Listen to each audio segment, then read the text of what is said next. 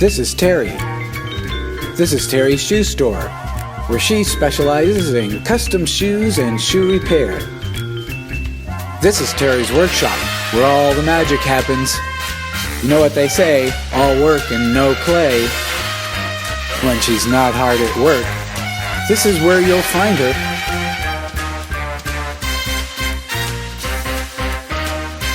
And this is Teri's YouTube channel. Teri Edmonds here. You are in my workshop here on Maui in Hawaii. This is my shoe repair shop. I have the only shoe repair on the island. This is the inner sanctum. And today I'm going to be doing a video about resoling Louis Vuitton shoes. I have these super cute little Louis Vuittons. I have some fun customers. This is a longtime customer of mine, and she loves her Louis, but these Louis have been manufactured over the last few years using this kind of a plastic material. And unfortunately, the plastic does not hold up very well. I'll show you another one. And if you were to, I'll show you a closer look, but this is actually, it will just crumble, right? It is crumbling right off of the shoe. Look, I'll just show you there, a better picture there. Kind of hard to see, but anyway, same thing here. This is a good example. Cute little Louis slide, and it's made of this, it's a rubber, kind of a crepe material. I'm actually going to use crepe to resole the shoe. It is this rubber that was put on by Louis Vuitton. For whatever reason they chose to go with a petroleum-based product. You will know in my videos that I'm not a big fan of Louis Vuitton because I think they skip steps. But I did give them the credit and went online and looked at some of their videos. And yes, a lot of their stuff is handmade. Whether this one is, I don't know. Anyway, I'm going to replace this material for her because she does love her shoes and they're super cute. And I'll show you what it looks like when I'm done. So I was mentioning that these soles are made with crepe, and I'm going to be replacing it with crepe. So this happens to be a purple or lavender. I don't have that, but I do have this beige color. And this is basically what I'll be using. It's 1/4 of an inch thick, which is about as thick as the front piece that she has on here, the actual 1/4 inch. They've just rounded it, and I'll do the same when I go to the finish work and start to do my polishing and things. I'll sand it down to a nice beveled edge, and I'll show you that in the final one. So this is the material I'll be using, beige for the white shoe, and I'll be using the same 1/4 inch black on both of her black pairs. She's got one that's just a high heel, and it's just the half sole we're replacing. And then this one's the 3/4 sole on this really cute little Louis Vuitton pump that I'll be fixing. And we'll go ahead and get started. I'm going to start with a pattern. I'll be tracing a pattern down. I'll put that onto my crepe, cut out my crepe, and then I'll be using my heavy-duty contact cement, which you can buy on my website if you just click up here in the corner. It'll take you right there, and it's called barge cement. Mine's an industrial grade, but I love the barge cement that I sell on my Amazon channel, or my Amazon store. It's really good. So I'll be using about this kind of, it's a little bit thick. I'll put a little bit thinner in there.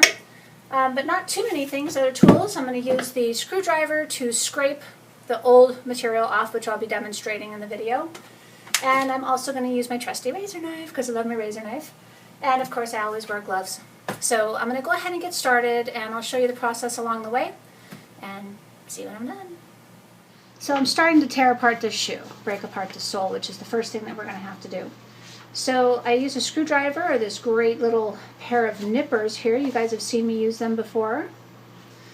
But I'm going to go ahead and just get that material off of here. It is very, very, I don't know how else to call it, but kind of goopy.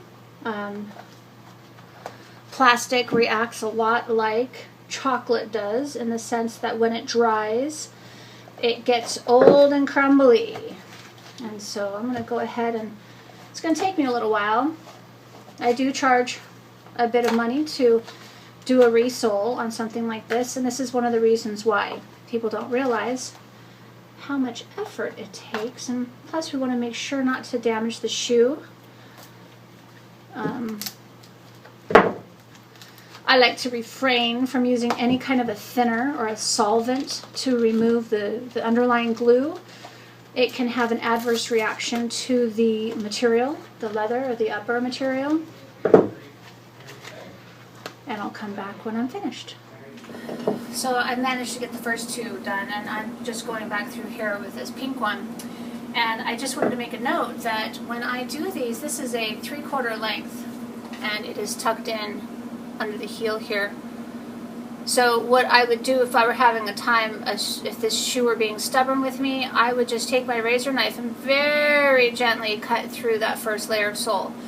This sole is falling apart, which is why I hate fake soles. Anyway, it keeps me in business. But anyway, so I just take my screwdriver. It's been so easy, and literally, let's see if I...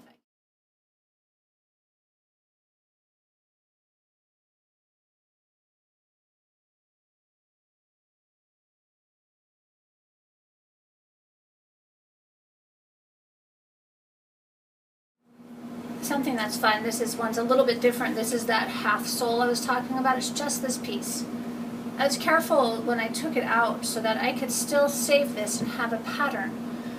That is important because this pattern sets in the ridge. There's a ridge there. So I've got to be able to make my pattern and have it fit in there exactly. So I just used what they had without making it crumble. It was hard because it's very crumbly. That's what happens with fake rubber soles. Anyway, I'll stop hovering on that, but so there we go. I'll do the other one and come with sound.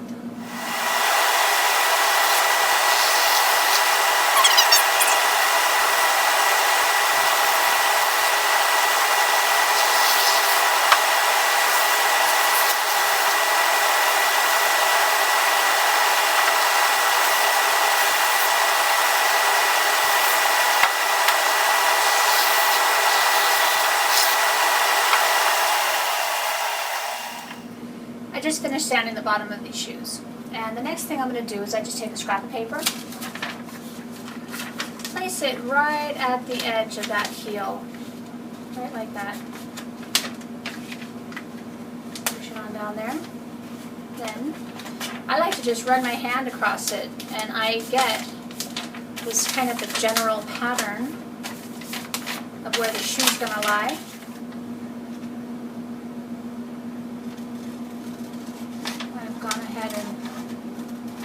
Sketched out. I'm not going to cut this pattern too close because I'm going to test it on the bottom of the shoe one more time, and this is going to give me a little bit of wiggle room,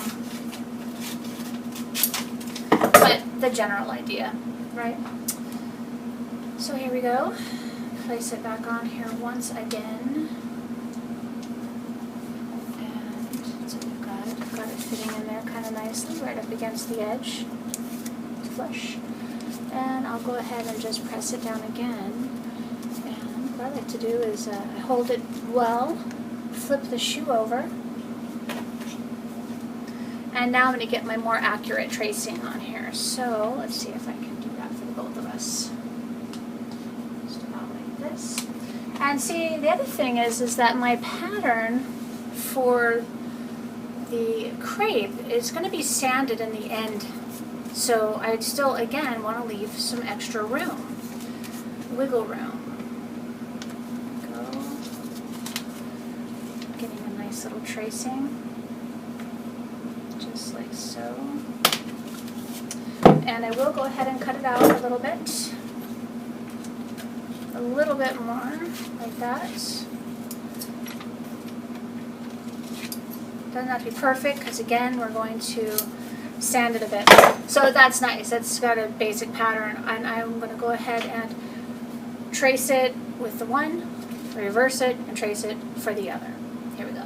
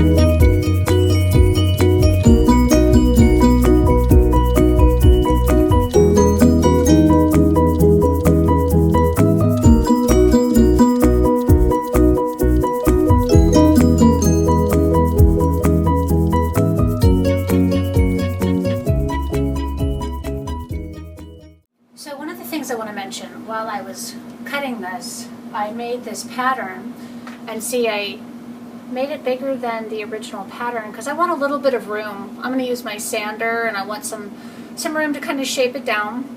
And one of the other things I'm going to do is, when this shoe had the sole on, they had taken this part here and had thinned it out, so it was a nice, really skinny profile on the side. And I'm going to do the same. I'm going to sand it so it's kind of feathers down here. It's going to tuck up inside this little spot here quite nicely. I'm going to do that, and then I'll show you what it looks like. But one of the other things I wanted to mention while I was cutting these is I like to use my razor knife more than I do my scissors. I've gotten really good at it. And a key to using a razor knife well is changing your blades. Make sure that it's sharp. So I could tell when I was doing it that it was really kind of a struggle, and I like to have it run buttery smooth so that there's no danger, there's no chance of it getting snagged and then kind of ripping, and I always cut away from me. So knife safety, and I've never been cut, so I'm careful with that, and I use it a lot. Just a tip. I went ahead and sanded everything. In particular, these were a lot of fun. This is my shape of material. It fits right inside that little pocket there. It'll fit perfectly once I glue it in. And it does happen to be a little bit thicker, I don't know if you can see that, than the original material. It was a little bit thinner, but this gal likes a little bit of height, and because the sole is set inside a little bit here, there's some better color. Anyway, so it's the profile from the side will be set in, so I think it'll be great. She, and like I said, she's a little bit height challenged, and she loves a little bit of extra height, so no problem there. So I'm going to go ahead and glue everything, both sides, let them dry, put them together.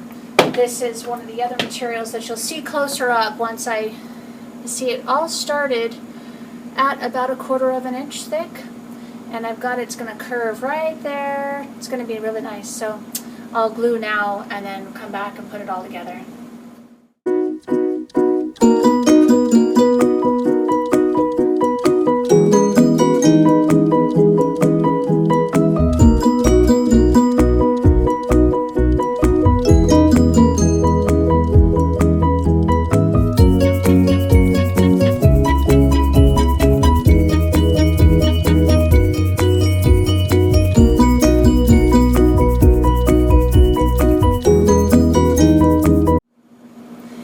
So I've glued everything, and now I'm going to put things together. Everything seems like it's pretty well dried.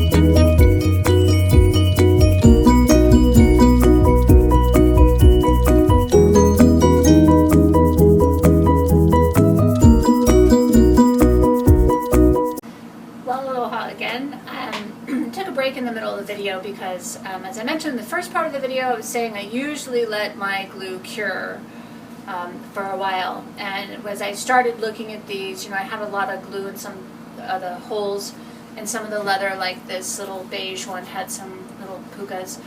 So I thought, instead of messing with it, I'm gonna let it cure overnight. So I'm back here again today to finish them up, and I'm really glad I did it. It made a big difference. So I've applied it, I've sanded all of the edges down, got a nice trimmed edge. So now what I'm going to do is just do some touch-ups. I'm going to make a custom color paint that's going to touch up some of these areas around here. And again, I'll go over this black one. Black one turned out really nicely, and I put a little bit dark ink around here. And now I'm going to go ahead and just put a little bit of wax over it. It's going to soften those ink lines, but it'll definitely bring a polish to the rest of the shoe. And same here with the black ones. I've just added The lighting's been kind of hard with these black shoes, but I just added some black ink in here. It's a little bit wet, you can still see that. We'll let that dry, and again I'll put the black wax over it. And black wax works great for patent shoes. It'll be just fine. Plus it'll clean them up a little bit. It'll make them all nice and shiny for her when she comes to pick them up. And so the fun part, which I love about my job, is I get to actually make a custom color. So people like to see me mix the colors, or they ask why I didn't show it on the video, but it just takes time. I mix up, I'm going to probably use, I'm going to use a combination of beige, natural, and champagne. I'm using the Angelus brand. They're great. They're made specifically for leather. It is a water cleanup, so I like that. And again, if you want to click on the link right there, you can buy them on my Amazon shopping cart on my website. So feel free to do that. And the other thing, so I will also, like I mentioned, I'll be using the wax. And the wax, I like to use this Lincoln stain wax. It's awesome. It's top of the line, the Cadillac of the waxes. Some people like to use kiwi and stuff, and I just think this is a step above. And that's how I was taught. The guy that taught me was just amazing, and so I trust his opinion. Anyway, it's been working well for me. There we go. I'm going to go ahead and apply the wax for you, and we'll see what it looks like here in just a second.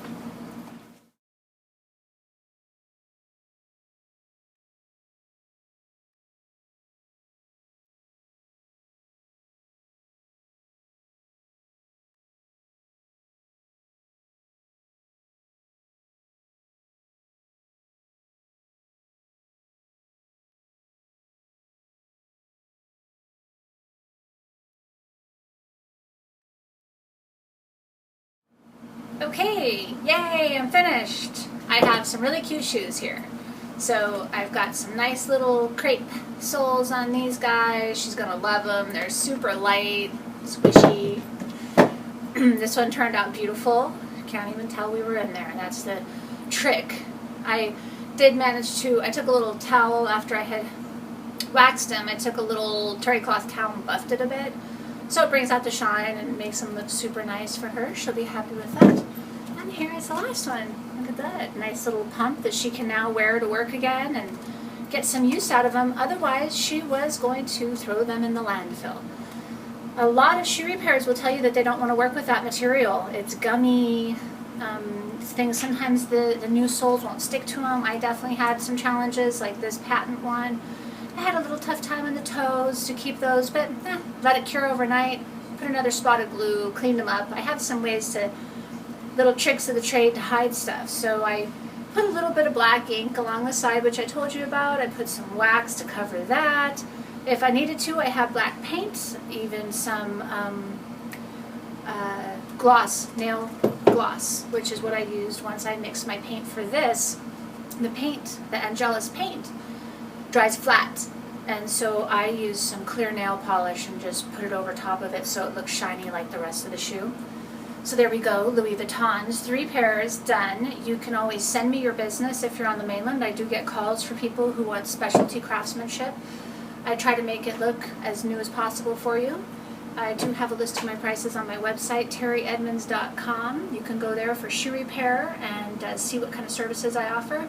You can always subscribe to my channel, like my Facebook page. Shoot me an email, pictures of your shoe problem that you have. I do belts, handbags, what have you. And the other thing is I offer classes. So if you ever wanted to do a basic shoe repair, actually my apprenticeship is a big program, but I do a sandal in a day, a moccasin that takes 2 weekends, and then a handbag class. And that too is on my website at this button right here from my Maui Shoe Academy. And if you're ever visiting Maui, they're usually one-day courses. You could come join me. We serve you lunch, hang out in cool downtown Wailuku, and we'll chat. Maybe we'll become friends. I've become friends with most of my students, so that's pretty cool. And again, thanks for joining me here today, and we'll catch you again soon.